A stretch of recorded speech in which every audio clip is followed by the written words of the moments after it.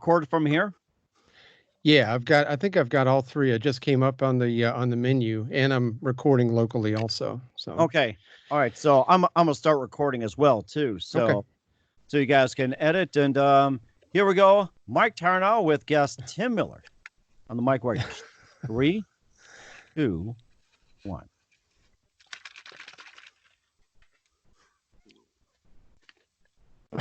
Well, all right. How's everybody doing? Hey guys, and we're doing great. It's Mike from the Mike Wagner Show, powered by Sonic Web Studios. Visit online at sonicwebstudios.com for all your needs. Look at a professional website without breaking your budget. Sonic Web Studios is the answer. Sonic Web Studios offers fast, affordable custom web designs that blow the competition away. Call today at 1-800-303-3960. That's 1-800-303-3960. Or email to support@sonicwebstudios.com. Mention the Mike Wagner Show. Get 10% off your first order. Sonic Web Studios. Take your image to the next level.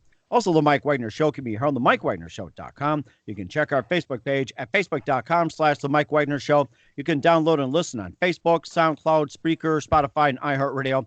Also on Anchor FM, Radio Public, iTunes, Google Play, Apple, and more. Take the Mike Wagner Show with you on any mobile device. Subscribe to the Mike Wagner Show on the YouTube channel. Also follow the Mike Wagner Show on Instagram and Twitter today. We're here with a wonderful duo of voiceovers, Mike Tarnow and Tim Miller. So I had Tim on an earlier broadcast, but this time he's joined by our good friend Mike Tarnow, and they grew up together and living in Christ, and they've got some great stories. And we were with Tim and talked about his ventures in the radio industry, being in Atlanta as well too, and also did some DJing. He did a number of commercials, and he's involved in projects. And Mike, of course, he's got a website, and he's also done some DJing himself too, and just a lot of great projects. So live, ladies and gentlemen, from the recording studios out in the U.S., Mike Tarnow and Tim Miller. Guys, good morning, good afternoon, good evening. Thanks for joining us. Awesome. Thank you. Great Thanks to be for having here. us. Yeah. Well, it's fantastic. So let's start with you, Mike. And I know we had you on, Tim, and we'll recap some of your things. And of course, you've been a voiceover talent for quite some time, and you've been a radio DJ, and you also worked for a brewery that you worked as a forklift operator. You retired, and you're getting back into the gist of things. And before we get into all that, tell us how you got started. Well, in 2012, I don't know if you remember the story, but Gilbert Gottfried got fired from doing the Aflac duck. Do you remember hearing about that story? Aflac. Yeah, I remember that. Aflac. That was Gilbert Gottfried, and he got fired. He made some kind of inappropriate joke about Japan, and unfortunately, he didn't know, just like the rest of us probably didn't know, that most of the customers of Aflac, I think is 70% of the customers of Aflac are in Japan. Wow.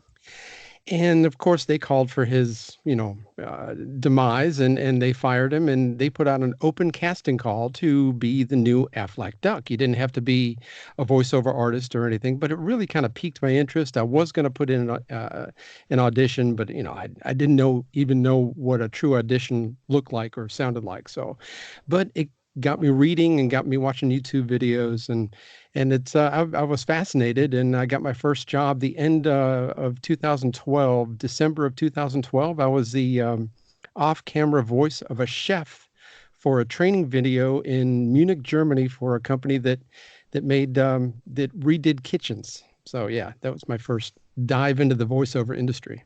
Wow, that is amazing. And of course, it's all watching YouTube. You learn by yourself, and you didn't have to pay for any classes, get books or anything. That's just a fascinating story. And It was a lot of fun. and Tim, it's good to have you back. And once again, just tell us, your listeners, how you got started as well, too. Yeah, great to be here. I came back from a mission trip in Ukraine, and then I was at home, and then one of the guys that was at the youth camp, one of the workers, somebody in the Forex industry wanted to ask him if he knew anybody that did voiceovers in the United States, primarily. And then he said, "Yeah, I know a guy." And so I actually was just got the iPad and got the Apogee MIC mic and just got Twisted Wave and put all that together. And he thought I was in the voiceover industry, but I wasn't. And so I came up with that and I did it. And so I did two online audio deals for a Forex company. And so they liked it. I liked it. He paid me $35 for each one. I thought, man, I could make a little money into this. So got into that. But prior about 30, probably 30 years ago, today's our son's 35th birthday today. So Happy about birthday. 30 years. Yeah. Yeah. Happy birthday to TJ. So about 30 years ago, I was a DJ at a radio station in the daytime, and at nighttime, I did a television station only on Saturdays for about 2 summers. But anyway, but then fast forward to later on in my life with the Forex commercials, I did that. And I thought, you know what? This may be something. So I jumped into it. So here I am today. And did you have to do the voice of the Aflac duck? No, no, no, I didn't. I think you'd be No, good at but that. I want no. But I want to throw that over to Mike because, and this is probably a topic here sometime or now that we all have our niche, and Mike's niche is excellent in character voices where I'm not, and so and other things like that. So Mike is prime. So if you guys need a great character voice and all that, MikeTarnow.com. He's the guy to see. Of course, he can do corporate. He can do it all. But I'm just saying that some of us just have that narration niche or that commercial niche or that corporate niche. And then it makes it everything balances out. We all have our part. Mm-hmm. And of course, Mikey, and now that you mentioned about having character voices, and what's like the most requested character voice that you have, and what's the one thing that is like a deadpan of? So besides the Aflac duck.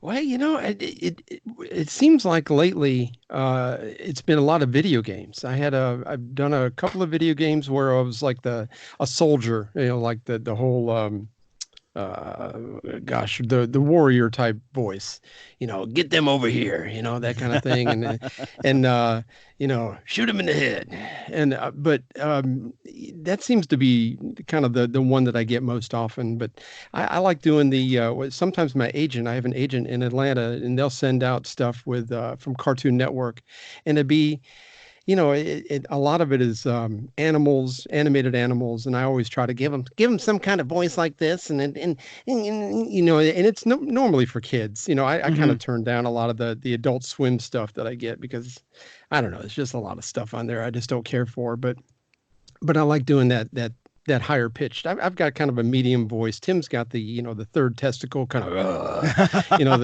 the good deep voice. Yeah. How you doing, boy? Get over here. So yeah, I don't have that. So In a world. That's it. In a world of Cartoon Network. And what would you say your favorite Cartoon Network TV show is, Mike? I really don't watch Cartoon Network. My son's 30. I don't really watch anything. My wife and I watch a lot of A&E and NCIS type shows. We really don't watch. When I was growing up, it was always Bugs Bunny and the Looney Tunes characters. That was my go-to. Mm-hmm. And of course, Tim, the same thing. Your favorite cartoons as well, since we're on that subject. Yeah, well, I'm trying to think. Well, I actually designed and I've got a cartoon named Emerson Elmendorf. And Emerson Elmendorf. Huh. Yeah, Emerson Elmendorf. And maybe if you search for it, you might find it, but he really isn't that popular yet. But Emerson was designed after my dad. But I guess, I don't know, man. I tell you who I like. I like Mr. Magoo. He goes, no. How does he do it, Mike? Do it, Mike. Mr. Magoo. No, I don't know. Go ahead. Go ahead, Mike. You can do it. You can do it, Mike. I like Jim Backus too much enough to Jim Backus is awesome. Yeah, but I think Mr. Magoo, you've done it again, my boy. If we was looking at it, yours, Mike, but that's good enough. If you was to ask me one of my favorite radio DJs, it would be Casey Kasem. Hi, I'm Casey Kasem with America's Top 40. Now up online, Mike Wagner and Mike Tarnow. I love Casey Kasem. I think that's a pretty good one as well, too. And of course, Mike being DJ out of Atlanta, and you can just tell us about what radio stations you worked at, and just other things if you worked in other cities. Love to hear about your DJ career. Yeah, go for it, Mike. Oh boy, it was very short-lived. I had worked at my high school station, of course, and that was a lot of fun. That's kind of where I got my start with it. I wasn't something happened earlier today, and it reminded me of this of way back then. My wife and I were sitting at a Italian restaurant today, and they had classic rock playing, and Eric Clapton's "Cocaine" came on. And I sat there and I just grinned to myself. And she looked at me. She says, "What?" I said, "It reminds me of something that happened 35 years ago. I was in the Air Force, and I was in Minot, North Dakota, up in your neck of the woods, and we had of all things. I love that. And it was the Air Force talent contest at Minot Air Force Base, and they brought in these celebrities to do judging. They had Hervé Villechaize, of course, we're going back 35 years. Sawyer Brown, and they had Dan Haggerty from Grizzly Adams. And just at that point, and we were sound guys. There were 7 of us, and we had this big 80-channel soundboard. Mm-hmm. And we did all the other, we flew microphones, we ran all the wiring, put up everything. We were basically roadies, but we ran all the equipment. It was a lot of fun. But anyway, when Dan Haggerty came in for the practice session, we had music playing and everything. And this one guy says, "Watch this." And he pulled out the Eric Clapton cassette and popped it in there of "Cocaine." And about 2 weeks prior, Dan Haggerty got busted for cocaine possession. Oh my goodness. What a soothsayer or something? we almost lost a stripe over that. They lost their minds. Yeah. So, I mean. Oh, my goodness. Because I was stationed in North Carolina. He told me, he says, I'll send you back to North Carolina today if you pull anything like this again. So, my gosh. And I can imagine her was a village. She's from Fancy Island in Minot with those planes. Boss, the planes. The plane. Planes. And of course, where we lived in suburban Chicago, boss, this planes. Yeah, just planes. That's good. Yeah. So anyway, I was involved in a lot of the audio stuff in the Air Force. I got a lot of letters, still a big stack of them from generals and colonels that liked the job that I did and that kind of stuff. So anyway, I ended up, my mom had moved from Florida up to New York to be near her sister. So I went up there after I got out in 1988, and I worked at a radio station up there for about 8 months.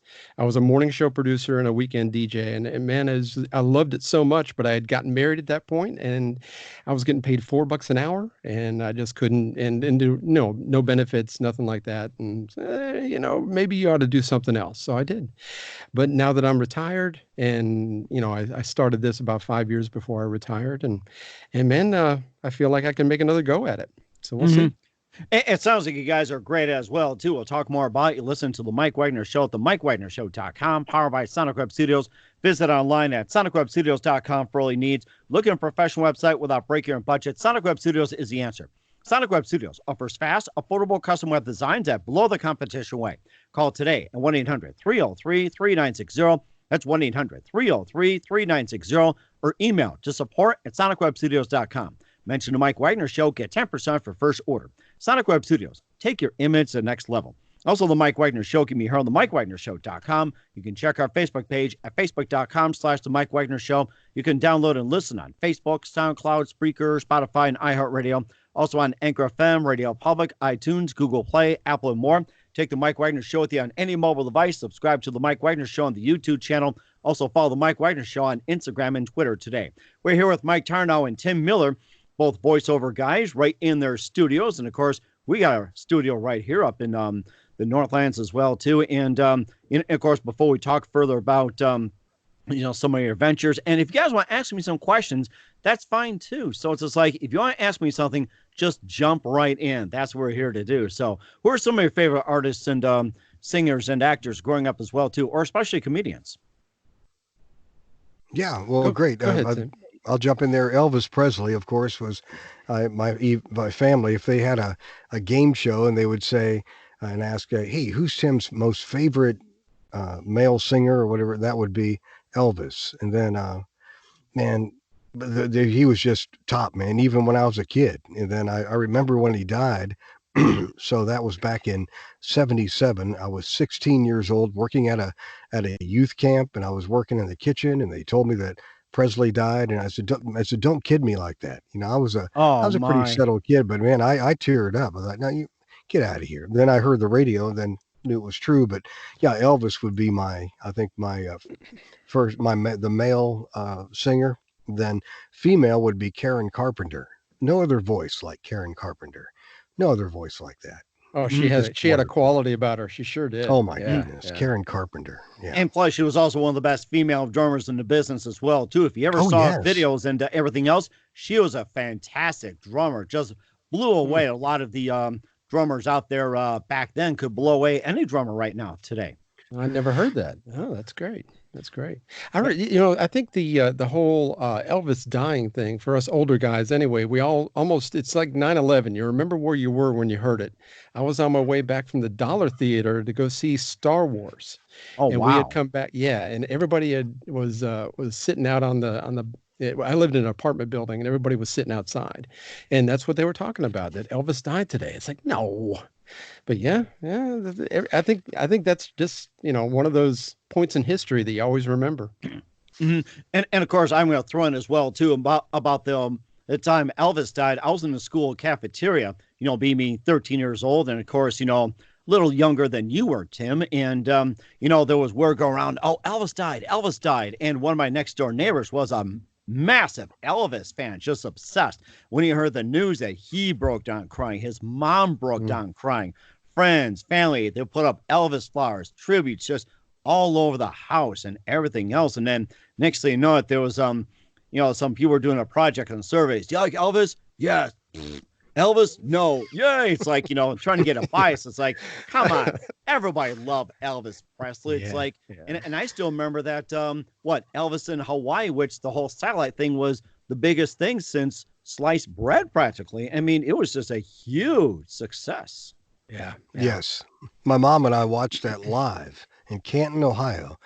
Canton when that was on. So good memories with my mother. You know. Mm-hmm. Mm. Yeah, it's fantastic as well too. And of course, Mike, I'm sure you had to say something as well too. And you can also pitch in who are some of your favorite artists and singers and actors and comedians growing up as well.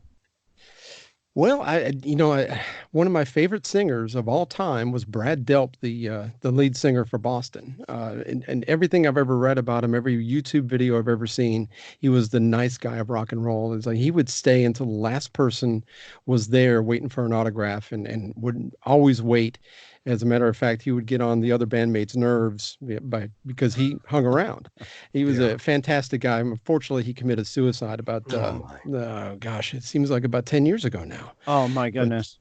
yeah, but yeah, he was fantastic. He had that pure voice and just that quality about him that was second to none.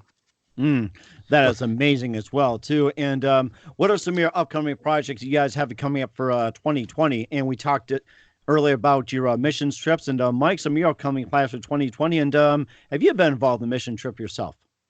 I did. I went to Mexico back in 2004. We went to a little town across the border from Laredo, Texas, named Nuevo Laredo, and I was only there about 4 or 5 days. We were at a tiny village. It had no power, no running water, no anything. But and what really struck me, and Tim and I have talked at length about this, is that the joy out of these people, because they knew the Lord, and because they were just so enamored with who Jesus was and what he has done for us.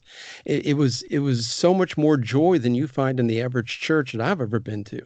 I mean, these people had nothing. I mean, they would kill a chicken during the day and they would share it at night to eat, and everybody shared the eggs, and it was just like they had their yearly bath, their big 55-gallon drum outside where collected rainwater, and they had yearly bath with that. And it's like, and I come home, and it's like one of the first things I noticed when I got home was that we had three different kinds of mustard in my fridge.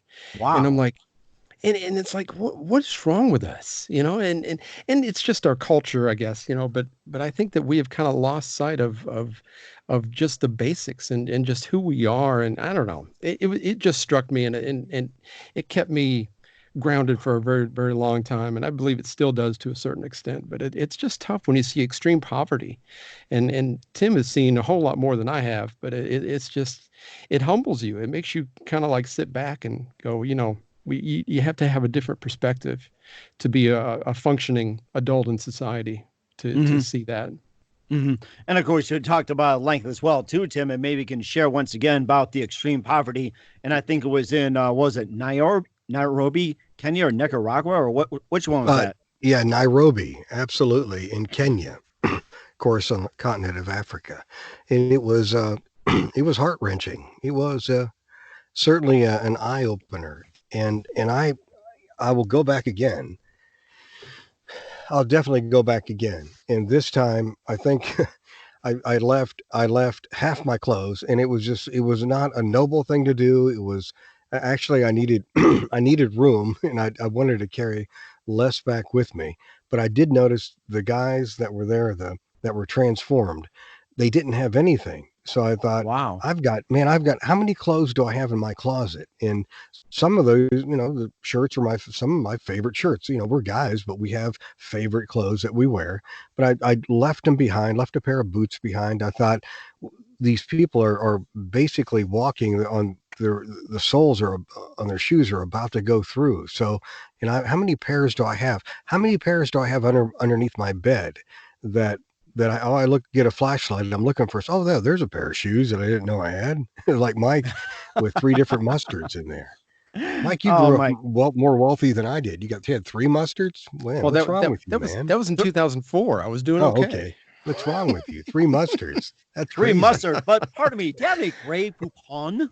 Well, one was Gouldens, one was honey mustard, and one was regular mustard. It's like, you got one for hot dogs, one for ham sandwiches. Well, yeah. You got to have that. So shifting gears, I was going to ask Mike Wagner, what do you play an instrument at all? Well, back in the day, up to junior high, I did play a trumpet because I was enamored by Doc Severinsen on the Tonight Show. Maybe like 8, 9 years old with those shiny sequins. He had that silver trumpet. It was just blaring and just blasting. It was just so, hi-oh!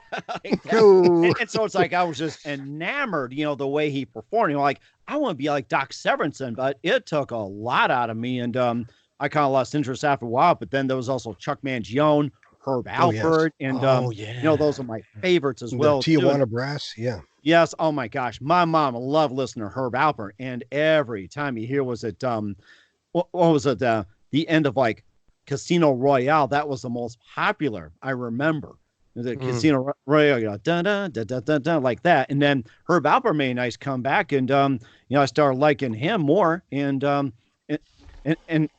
I think more emphasis is more on the saxophone. I did a little piano, did a little bit of guitar, but I've always wanted to try the drums for quite some time, but never got around to it. And I've got some people who are just like, I'm going to play better than you. I says, I'm ready to get them. So I did have my share of instruments. And of course, I've also got a kazoo as well, too. And I'm trying to find it in my drawer here. So I'm trying to look for that. And You're looking down, man. You got a kazoo in your drawers. What more do you need? That trumps my crazy, 3 mustards, man. Right there. Oh, exactly. So here I am. I'm just opening a candy bar, and I got the kazoo right here. Someone gave me. Now he was going to have me on the show and go.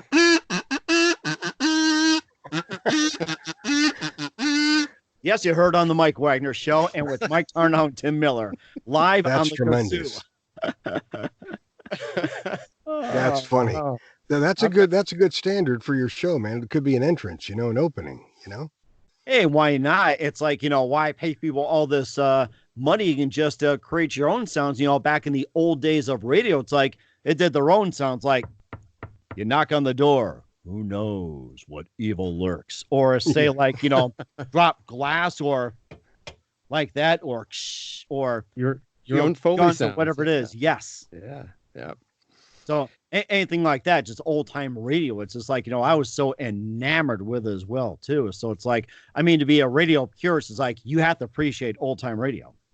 Well, and yes. Just like when I was in radio back then, and I'm sure you remember this too, everything was on cart and everything that, yes. We used to get comedy phone calls. Of course, I'm giving away company secrets here, but back in the 80s, you used to get a reel about once a month. It was a place called American Comedy Network. Mm-hmm. And it would come in the mail. Since I was a producer, I would have to card up these fake phone conversations with like Ronald Reagan or whoever. And of course, our morning DJ would pretend like he was talking back and forth with Ronald Reagan. And it was just like, that was a lot of fun, but you kind of got the inside. It's like, that is just fascinating. That's entertainment. It's not real. It's radio is one of the big things he used to tell me. It's not real. It's radio. Mm-hmm. And I just love that. I just loved carting things up, and I used to like to edit with the razor blade and the grease pencil. Oh, that was my favorite. That was like a big challenge. Get it close to the breath, get it close to this, and everything else. Like that. I can still hear that. Or you go like chipmunks, like that. I literally just blow a head gasket if I hear chipmunks like speeding 45s. When you play a record. Or my favorite, Good Morning America. When you play a record at the slow speed, Robin Williams goes, "This is the wrong speed." I just die laughing when I hear anything that alter. So hilarious. And they look at me like, "What is so funny?" It says, "Yeah, look at the way they alter things." Everybody's got a sense of humor, but I guess radio has been born and bred into many of us, including yours truly. Absolutely. Yeah. Oh my gosh. So I play the harmonica, and I've been playing since I was a kid. So yeah, we have a good time with the harmonica. Oh, that was another one too. And try the Orange Blossom Special after being away for about quite a few decades, and see if you still have it. So yeah, that's true. Yeah. Now, well, what can you play in the kazoo? That's good. Some good stuff, man. Well, let's see. Well, I am taking requests. What do you guys want to hear? Feels So Good by Chuck Mangione.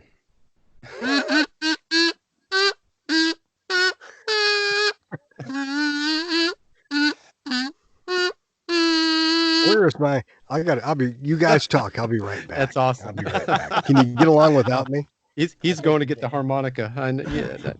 Okay, while we're doing that, listen to the Mike Wagner Show at the MikeWagnerShow.com, powered by Sonic Web Studios. Visit online at SonicWebStudios.com for all your needs. Looking for a professional website without breaking your budget? Sonic Web Studios is the answer. Sonic Web Studios offers fast, affordable custom web designs that blow the competition away.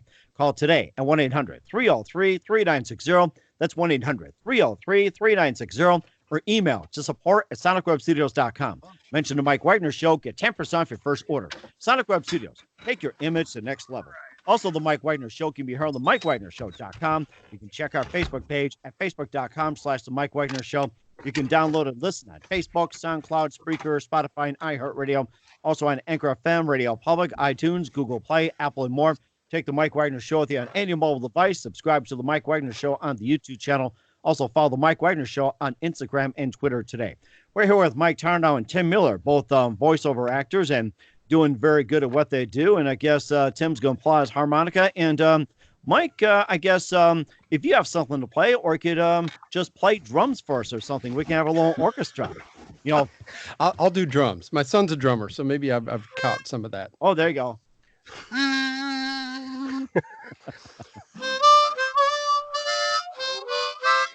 So what do you want to play? Like, have you guys ever seen that episode of Andy Griffith where Barney, he attempts to do the harmonica? I mean, he does it several times in that series. He does. Or should we do the theme here? Do you remember how the theme goes, Mike? Remember Andy Griffith theme? Dun dun dun dun dun dun dun. Yeah, remember that? We can start that. Okay. So. Oh, not yet. Okay. Whoops, I jumped the gun. No. So, but Barney, if you look at it, he has the harmonica upside down. The numbers go from 1 to 10. He's got it upside down. So look at that sometime. He was just good, apparently. Oh, he was, yeah. He played it backwards. In your front pocket. You're good to go. Okay, so here we go. I guess the Andy Griffith theme. So here we go. I don't know.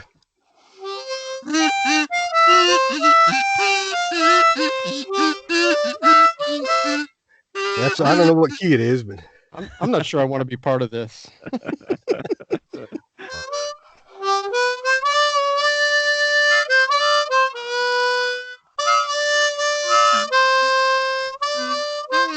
Remember that one? Down in the Alley? Elvis Presley.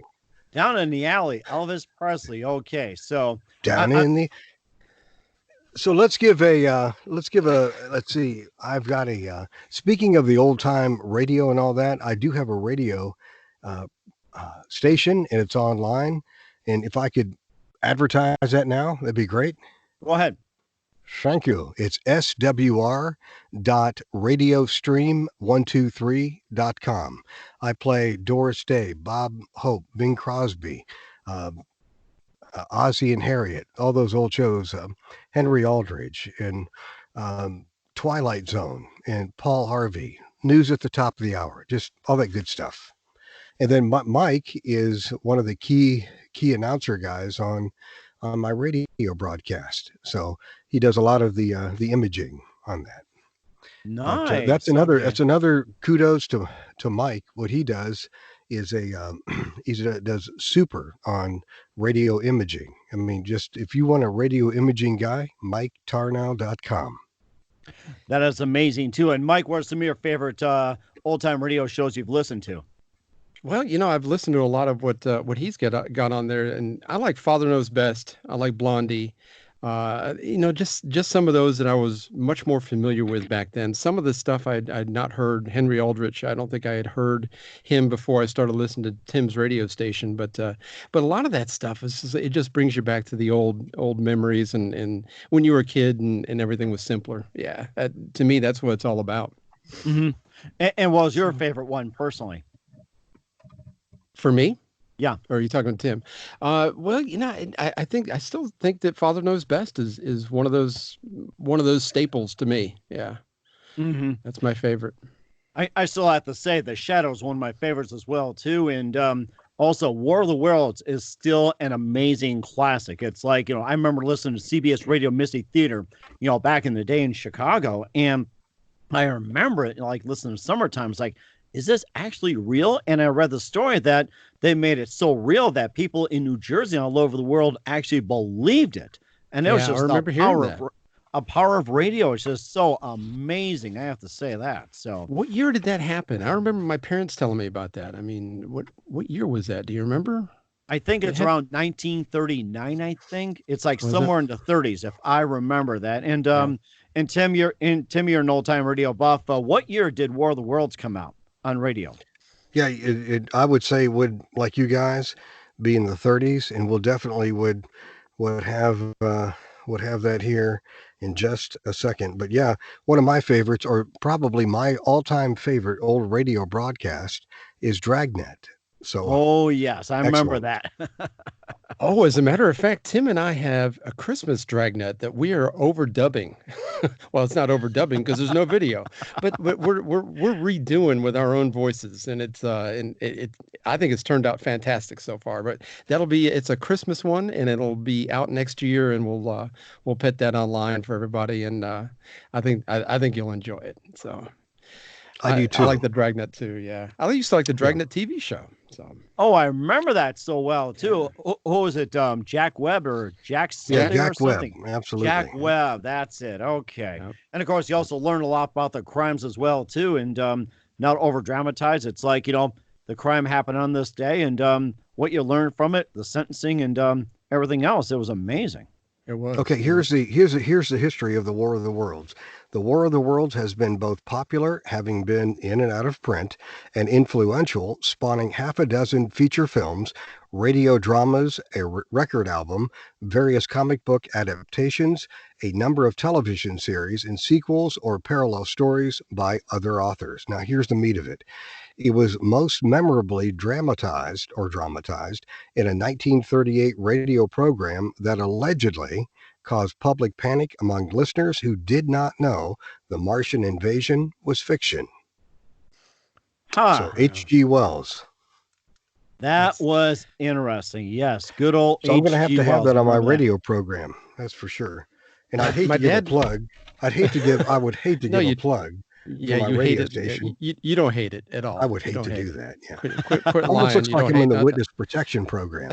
So you guys can't see the video. I've got a huge 1690 AM WHAX. It's not about me, Mike.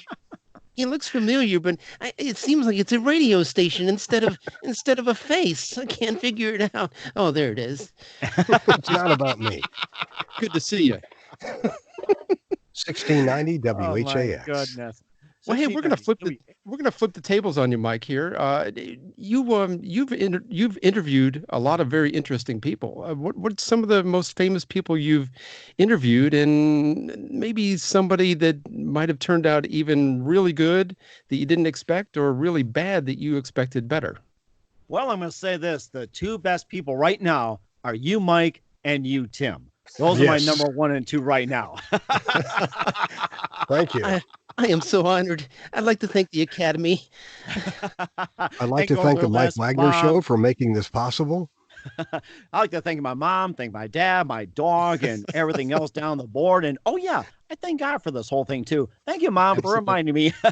That's it. And of course, I did interview a lot of people too. And so far, I'm at 300 right now, starting in August 2018. Sandy Hilbert was my very first one, and I did on the radio station before I switched everything over to the podcast at KFYR. And he appeared in a number of Mel Brooks movies, and his family was survivors of the Holocaust, which made it amazing. And he was in History of the World. He was in Spaceballs at Dr. Schlacken. I'm going to redo her nose and high anxiety and everything else. And he was just so cool. a fantastic guy to deal with, to work with. And also Eddie Deezen, if you remember him from, what was it, Grease? It was a Cartoon Network. He was in Dr.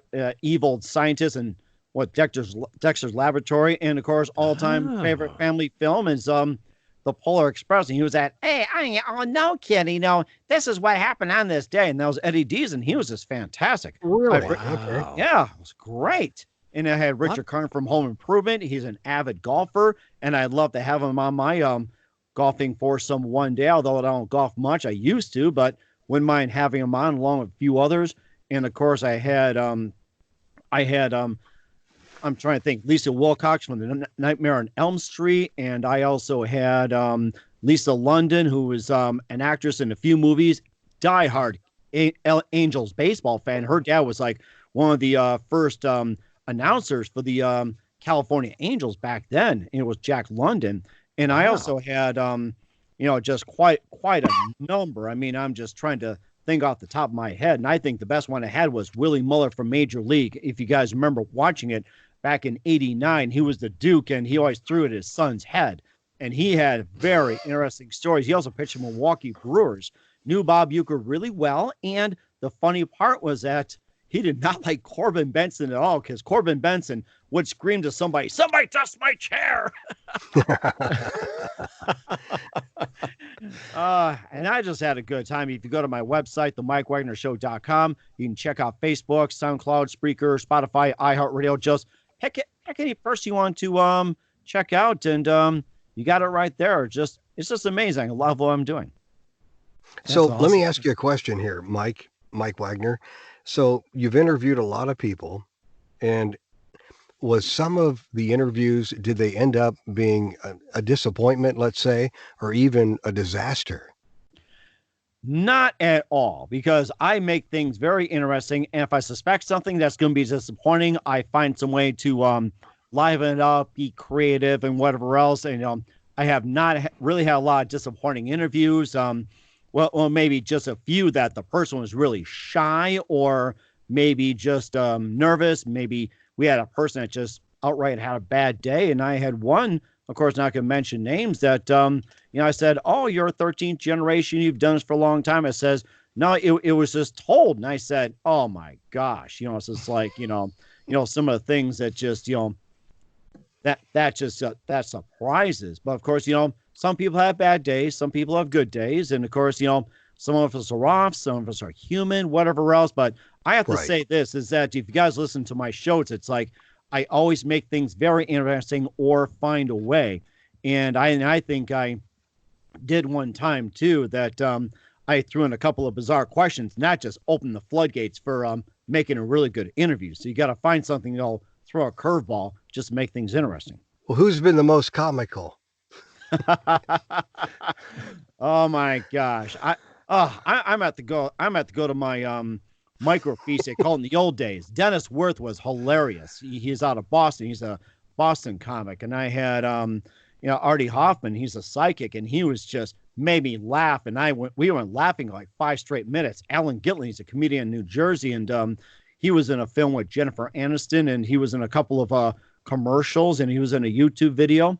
And I think there was also other celebrities in their ways, like authors, writers, and I think, like, in different areas, and they made me laugh in many ways. So, even like teachers, ordinary people, and some will crack jokes that just made me laugh like crazy.